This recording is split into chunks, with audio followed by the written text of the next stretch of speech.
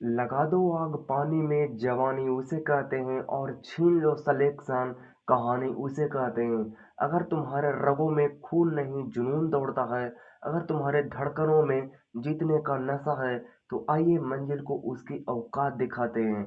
मैं पूरी एनर्जी के साथ, पूरे जोश के साथ आपके बीच उपस्थित हूँ। नमस्कार, प्रणाम, सच्ची आदाब, जय हिंद। मैं विकास कुमार स्वागत करता हूँ लक्ष्मी बिगा वाला यूट्यूब चैनल में। प्यारे दोस्तों, हम जो ये सेशन चला रहे हैं ये बिहार पुलिस के लिए स्पेशल चला रहे हैं। तो आज हम कवर करने वाले हैं आपके जीके एंड जीएस, उससे कुछ रिलेटेड इम्पोर्टेंट पॉइंट है। तो आप वीडियो के यहीं पे देखिए, मतलब वीडियो को जहाँ पे अभी अभी है वहाँ पे आराम से वीडियो को देख लीजिए और कल पे मत टालिए, नहीं तो आपकी जॉब है वो भी कल पे टाल देगा। इसलिए अभी कहीं पे एक स्थान ले जाके जितने देर की अगर वीडियो होती है आराम से बैठ जाइए कहीं स्थान लेकर और बस यहीं के यहीं मतलब अभी के अभी याद कर लेनी है। तो चलिए हम स्टार्ट करते हैं कुछ जीके इम्पोर्टेंट से जो कि एकदम देखने को मिलेगा, क्योंकि हम भी एक तैयारी में लगे हुए हैं जो कि आपके साथ लगे हुए हैं। तो आपके लिए या हमारे लिए चाहे तो दिन रात क्यों ना क्लास लेने पड़े, मैं आपके साथ आपके बीच ही उपस्थित रहूंगा। पहले हमारा जो एक शायरी है उसको हम सुन लेते हैं। तुम अपनी मंजिल तय कर लो दोस्त, तुम अपनी मंजिल कर तुम अपनी मंजिल तय कर लो दोस्त, रास्ता अपने आप मिल जाएंगे। इसलिए अगर आपने टारगेट नहीं बनाए हैं तो टारगेट बना लीजिए एकदम।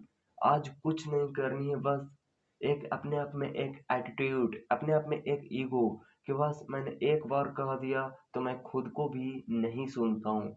बस अब सिलेक्शन लेनी है तो लेनी है। पहले सरकारी बाबू बन जाइए, फिर प्राइवेट बाबू बनिएगा। तो उन सब का बात छोड़िए, उनका तो शादी हो जाएगा, आपका क्या होगा। तो चलिए हम स्टार्ट करते हैं। जो हमारा क्वेश्चन है कि निम्नलिखित में से किसके द्वारा दूध खट्टा होता है, मतलब दूध हमारे खट्टा किसके कारण होता है। इसका राइट आंसर हो जाएगा दोस्त लैक्टोबैसिलस, LACTOBACILLES, लैक्टोबैसिलस।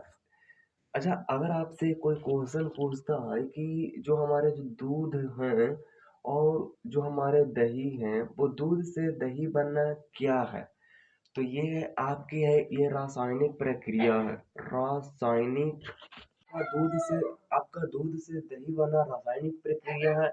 आप दही से फिर वापस दूध नहीं बना सकते हो। नेक्स्ट जो हमारी क्वेश्चन है कि किस राजा को कह रहा है किस राजा को किस राजा को अमंत्री घात के नाम से जाना जाता था, मतलब अमित्र अमित्र घात। किस राजा को अमित्र घात के नाम से जाना जाता है, तो इसका राइट आंसर हो जाएगा बिंदुसार। बिंदुसार को अमित्र घात के नाम से जाना जाता है। पूछे कि बिंदुसार के पिता जो था वो कौन था, बिंदुसार के पिता जो है वो कौन है, तो बिंदुसार के पिता आपका है चंद्रगुप्त। और अगर आपसे पूछे कि बिंदुसार का पुत्र कौन है, तो बिंदुसार का पुत्र है अशोक। इसी को अशोक को ही कहा जाता था, क्या कहा जाता था, उसको देव नाम प्रिय कहा जाता था। इसका उपनाम अगर बोले तो इसका देव नाम प्रिय, नाम प्रिय उसको हम लोग कहते थे, मतलब कहा जाता था। जो अमित्र अमित्र जो हमारे अमित्र घात है वो हमारे जैन ग्रंथों में मिलता है, ग्रंथों में मिलता है। कई लोग इसको अमित्र चेस्ट भी कहते हैं, इस अमित्र घात जो हमारे अमित्र चेस्ट। और इसका प्रयोग कौन करता था, यूनानियों ने करता था, यूनानियों ने करता था। बिंबिसार का उपनाम क्या था, श्रेनिक।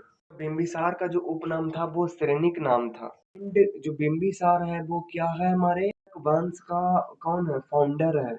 वंश का वो क्या है, फाउंडर है। हरियर हर्यक वंश का जो हर्यक वंश का जो उत्तराधिकारी है वो कौन है, अजात शत्रु है। इन्हीं के बारे में एक बहुत ही फेमस स्टोरी है कि बिम्बिसार जो है वो बहुत दिनों तक क्या करता था, बहुत दिनों तक गद्दी पर बैठा रहा, हट ही नहीं रहा था। मतलब लगभग करीब अगर बोले तो लगभग 52 साल 50 साल तक ऐसे कुछ के बैठा रहा था। तो इसका जो हमारे जो बेटा था अजात शत्रु जो था, तो बिम्बिसार वो जो था वो कहता था कि हम अजातशत्रु को एक गिफ्ट देंगे, एक उपहार देंगे, उसको उत्तराधिकारी बना के। लेकिन उसके अथी करने के पहले ही अजातशत्रु ने अपने अपने पिता को बिंबिसार को मार दिया, डेथ कर दिया। एंड इसका बच गया, तो मेरे ख्याल से आप इसको याद कर लीजिएगा। हमारे क्वेश्चन है कि बोलता है कि उपराष्ट्रपति अपना त्याग पत्र किसको देगा। आपको ऑप्शन में दो चार वो दे देगा, पूछा कि उपराष्ट्रपति अपना त्याग पत्र किसको देता है, तो उपराष्ट्रपति अपना त्याग पत्र राष्ट्रपति को देता है।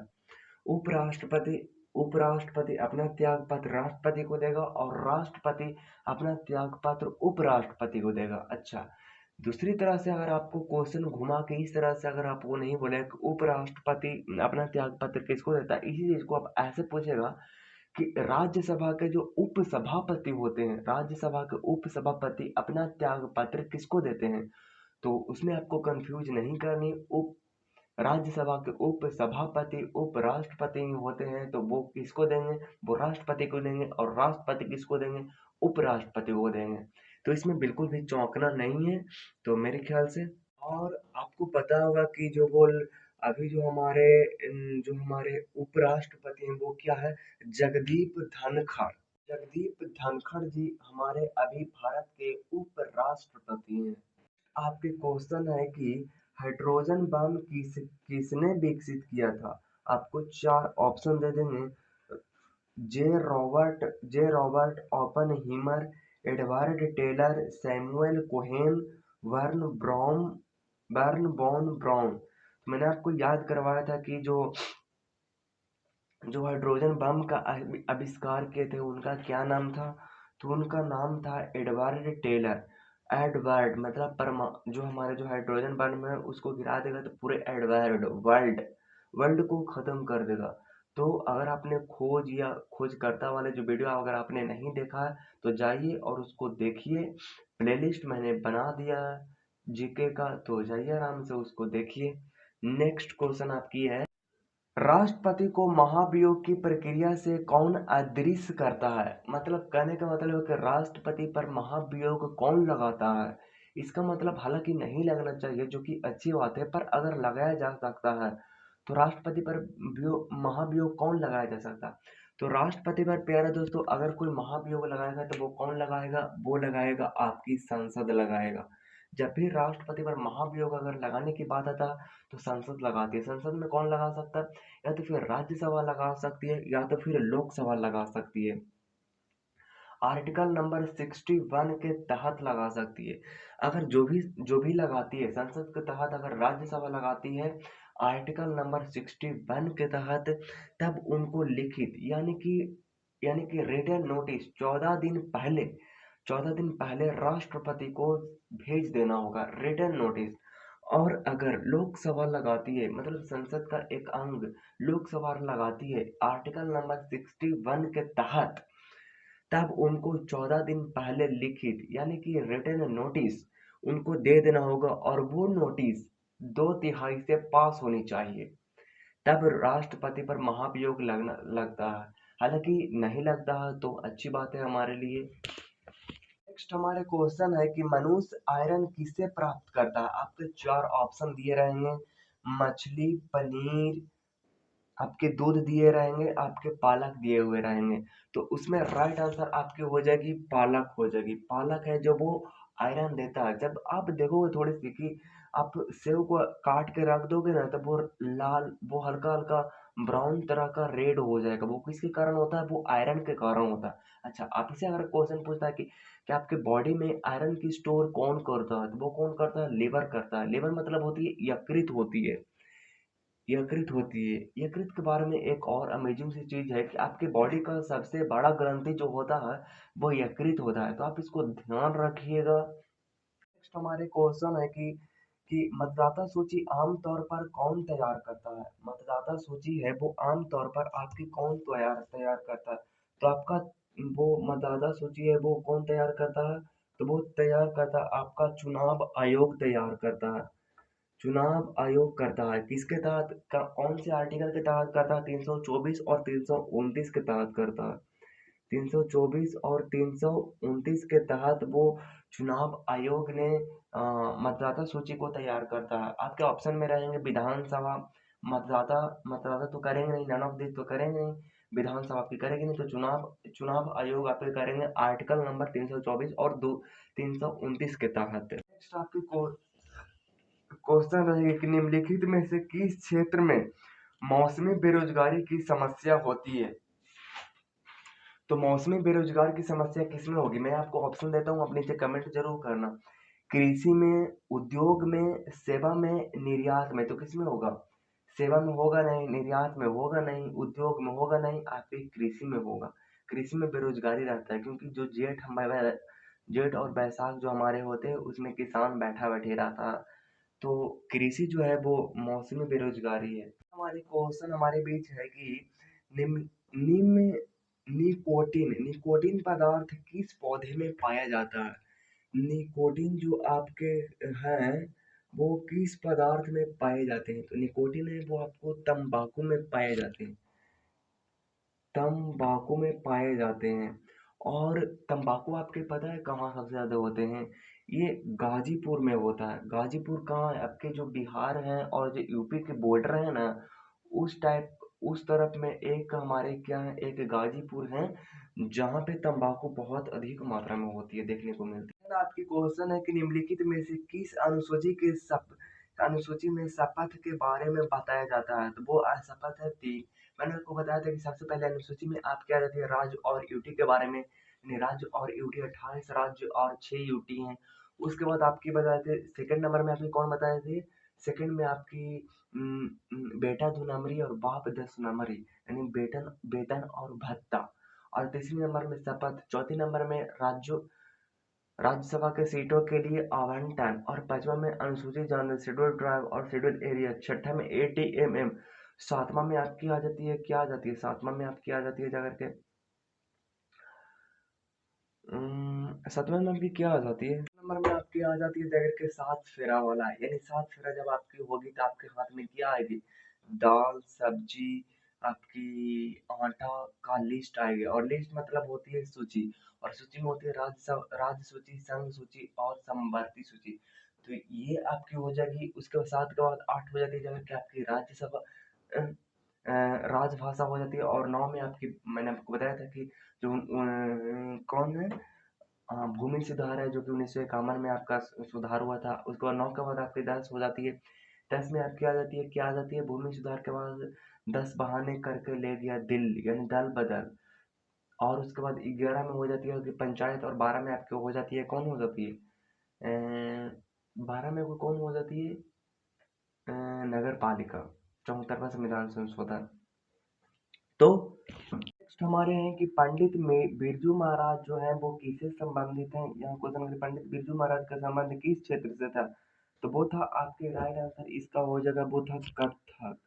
कथक से वो क्या था, संबंधित था। तो पंडित बिरजू महाराज के बारे में आप कन्फर्म हो जाए कि पंडित बिरजू महाराज का संबंध कथक से था। क्वेश्चन है कि निम्नलिखित में से कौन दक्षिण अफ्रीका की रंग भेद आंदोलन से संबंधित है। निम्नलिखित में से कौन दक्षिण अफ्रीका की रंग भेद आंदोलन से संबंधित है। तो वो आपके हैं नेल्सन मंडेला। और नेल्सन मंडेला के बारे में आपको मैं बता दूं कि नेल्सन मंडेला जब वो गांधी जी से बहुत ज्यादा इंस्पायर थे। क्वेश्चन आपसे पूछता है कि प्रतिवर्ष विश्व पर्यटक दिवस कब मनाया जाता है। तो चार ऑप्शन आपके रहेंगे। एक तो रहेंगे 27 सितंबर रहेंगे, तो 27 सितंबर को विश्व राष्ट्रीय दिवस मनाया था। आपके ऑप्शन में रहेंगे 28 सितंबर, 28 फरवरी, 14 फरवरी नहीं, सॉरी, वो 14 फरवरी नहीं है, वो 28 फरवरी है। तो 28 फरवरी को आप राष्ट्रीय विज्ञान दिवस मनाया जाता है। और 16 सितंबर को आपकी मनाई जाती है राष्ट्रीय ओजोन दिवस। तो आप इसको ध्यान रखिएगा, ये तीनों इम्पोर्टेंट है। आपके जो 27 सितंबर है उसमें मनाया जाता है आपके राष्ट्रीय पर्यटक दिवस मनाई जाती है। और आपकी जो हमारे 16 सितंबर है उसमें राष्ट्रीय ओजोन दिवस मनाई जाती है। और आपकी फरवरी है, 28 फरवरी है, 28 फरवरी है ना, 28 फरवरी वो राष्ट्रीय विज्ञान दिवस मनाई जाती है। तो आपके क्वेश्चन पूछते हैं कि देश के विकास की तुलना करने हेतु उपयोगी मापक हैं। प्रति व्यक्ति आय, प्रति व्यक्ति सकल घरेलू उत्पाद, पूंजी निर्माण। तो क्या हो जाएगा? सकल घरेलू उत्पाद यानी कि हो जाएगा जीडीपी। अब बोलोगे जीडीपी कैसे होगा? अगर जीडीपी होगा तो विकास होगा, तो क्या होगा? एनआई होगा यानी नेशनल इनकम होगा, और नेशनल इनकम होगा तो क्या होगा? हमारे हमारे इनकम पीसीआई हमारे होगा। मतलब अगर समझ रहे हो ना, मतलब अगर आपके घर के विकास करनी है तो आपके घर के विकास करनी है तो आपके पापा के इनकम को क्या करना होगा? आपके पापा के घर का अगर विकास होगा तो इसका मतलब है कि घर के विकास, आपके पापा का विकास, आपके पापा के इनकम का विकास होगा। पापा के इनकम होगा तो इसका मतलब है कि जब कंपनी में आपके पापा प्रॉफिट कर रहे हैं, वो कंपनी को प्रॉफिट हो रहा है, तब तो आपके पापा का सैलरी बढ़ा रहे हैं, तब तो आपके घर का विकास हो रहा है। तो समझ रहे हैं, कुछ इस तरह से होती है। आपकी क्वेश्चन है कि निम्नलिखित में से कौन सी नदी एस्च्यूरी बनाती है? तो निम्नलिखित में से कौन सी? तो एस्च्यूरी का जो निर्माण करता है वो कौन करता है? तो एस्च्यूरी का निर्माण जो हमारे करता, वो करता है नर्मदा नदी। एस्च्यूरी कुछ इस तरह से होती है हमारी, कुछ इस तरह से होती है आपकी। और जो आपकी बाकी जो नदी है, ये ताप्ती नदी भी करती है आपकी एस्च्यूरी का निर्माण। और बाकी जो हमारे गंगा नदी, गोदावरी नदी, कृष्णा नदी, वो डेल्टा का निर्माण करता। डेल्टा कुछ इस तरह से होती है हमारी।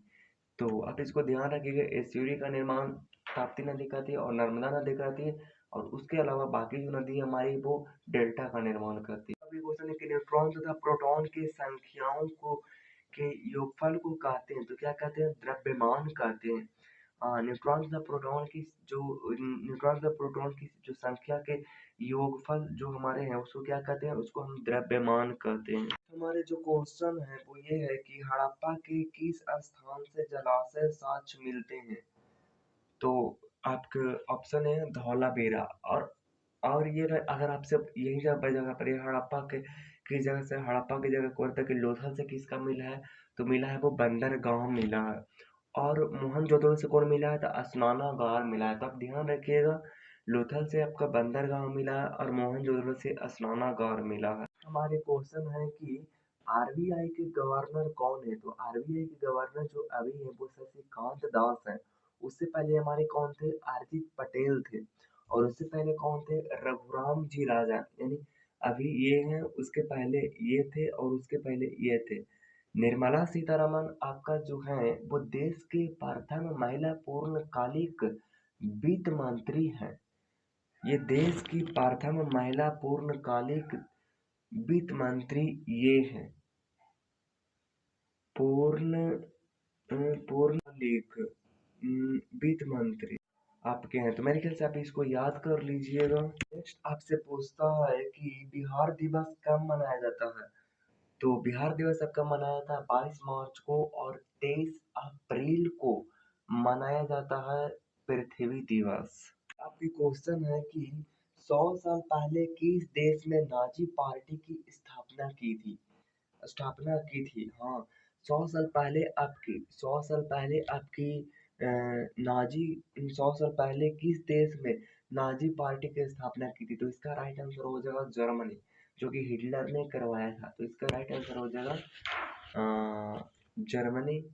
Hitler is the will be the right. आपसे पूछता है क्वेश्चन की सुंदरी bridge dot dot dot dot पाए जाते हैं, कहाँ पाए जाते हैं?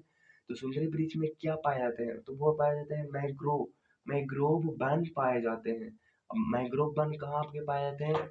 बे ऑफ बंगाल यानी बंगाल की खाड़ी में। कुछ ये है लिखा हुआ, आप चाहे तो इसको नोट कर सकते हो। मैंने क्वेश्चन सबको सब बोल रहे हैं। पूछता है हमारे नेक्स्ट क्वेश्चन है कि भारत का सबसे बड़ा तैरता हुआ ऊर्जा संयंत्र किस राज्य में है? भारत का तैरता हुआ सौर ऊर्जा संयंत्र किस राज्य में है? तो वो है तेलंगाना में। और तेलंगाना की राजधानी अपन को है, कैपिटल है हैदराबाद। हाल ही में देश में सबसे कम उम्र के विधानसभा अध्यक्ष कौन बने हैं? तो वो हमारे बने हैं राहुल नौरवेकर बने हैं हमारे। हाल ही में देश में सबसे कम उम्र के विधानसभा अध्यक्ष कौन बने हैं? तो राहुल नॉर्वेकर। नारी को नमन योजना किस राज्य सरकार के महिलाओं ने शुरू किया है? तो वो किया हमारे जो किया है वो किया हिमाचल प्रदेश ने किया है।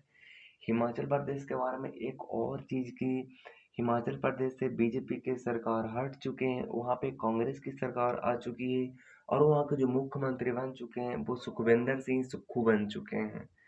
तो यहाँ पे आप इनको ध्यान रखिएगा, सुखविंदर सिंह सुक्खू उनकी मुख्यमंत्री है और बीजेपी की सरकार से हटकर वो कांग्रेस की सरकार बन चुके हैं।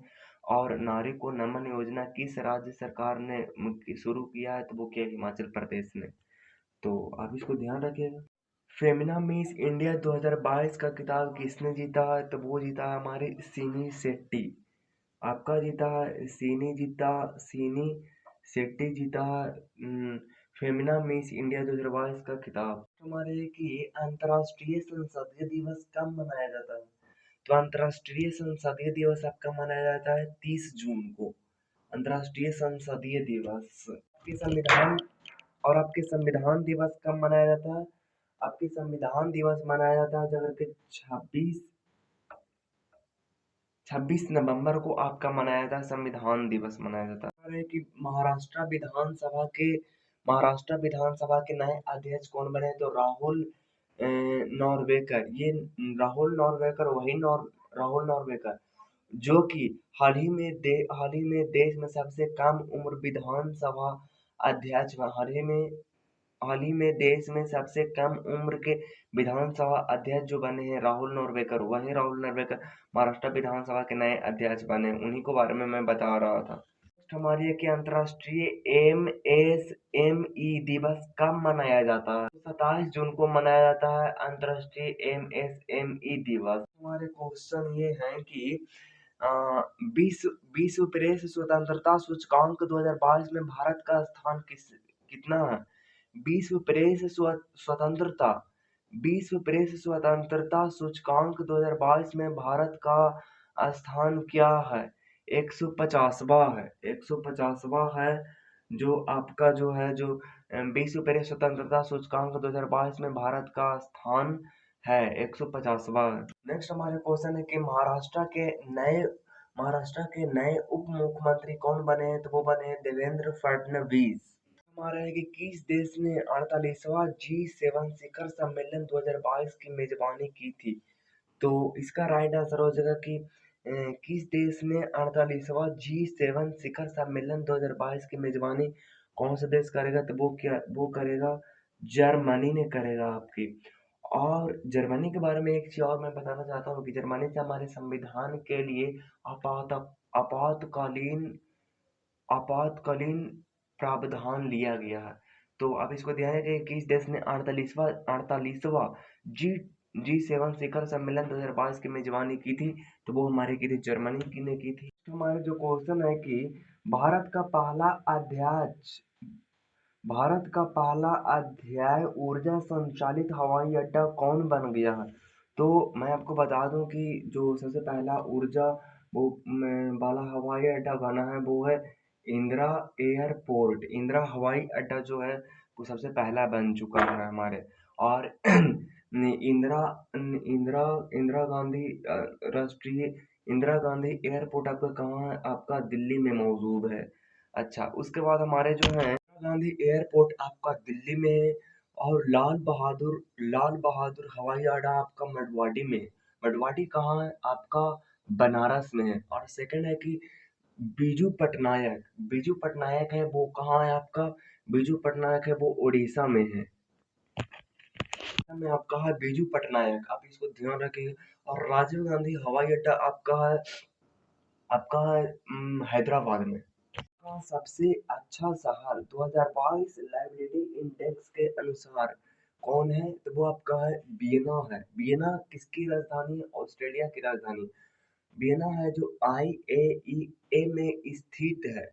IAEA का मतलब होती है international international atomic energy agency.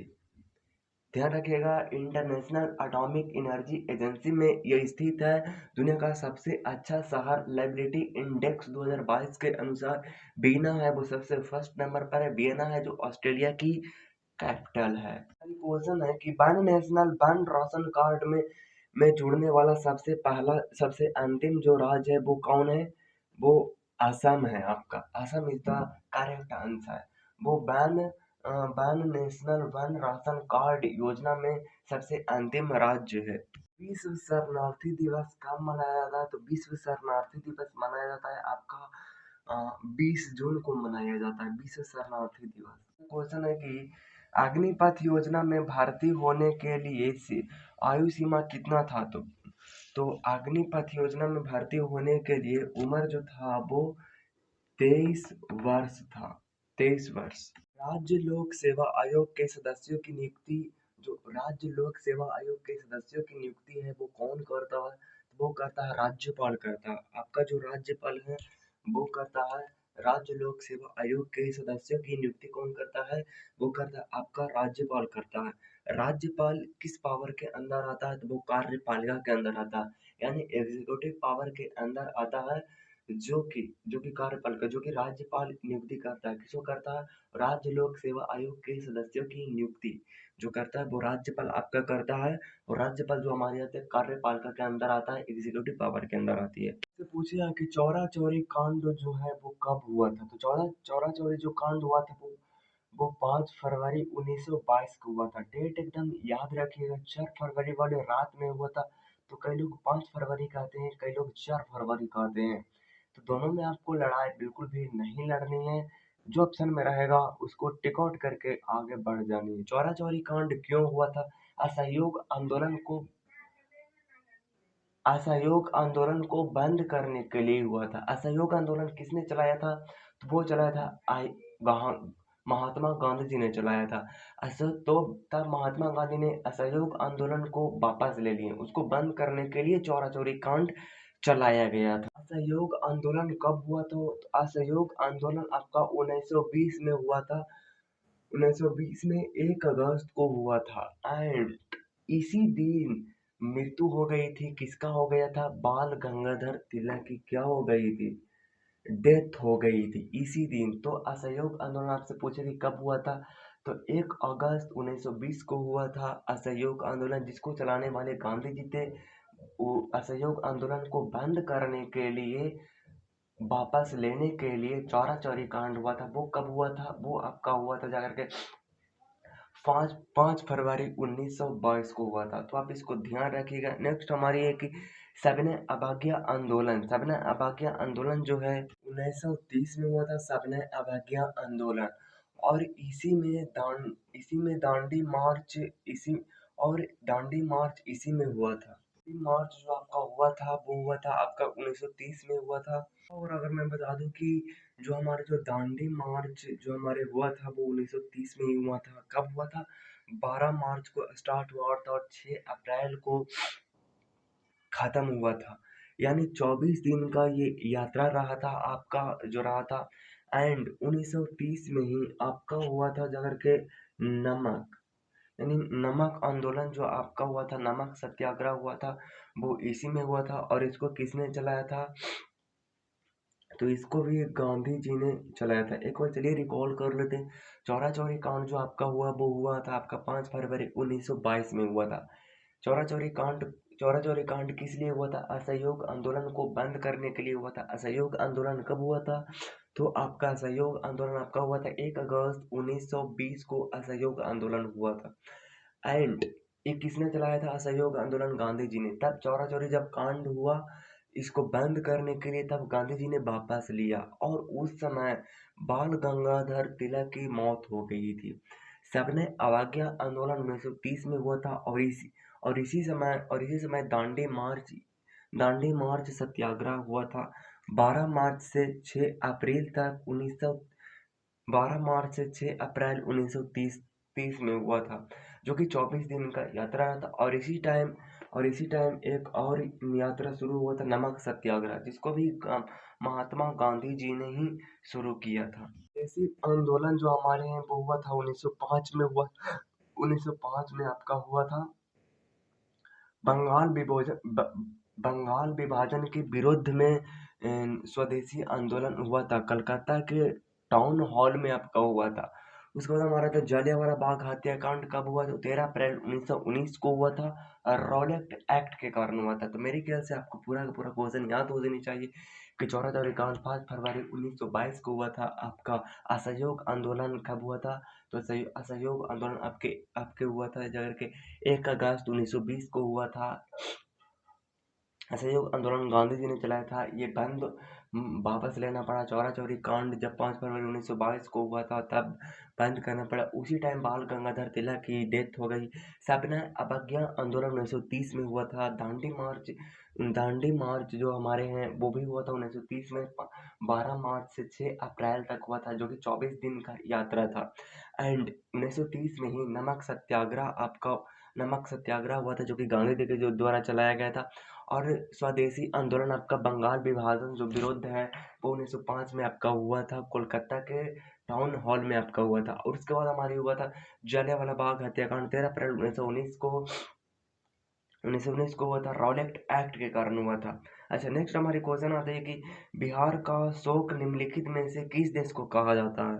तो बिहार का शोक आपको पता है कि बिहार का शोक आपको कहा जाता है, कोसी को कहा जाता है आपका। पूछा है कि सोन नदी कहाँ से निकलती है? नदी आपकी जो निकलती है वो कहाँ से निकलती है? अमरकंटक से निकलती है।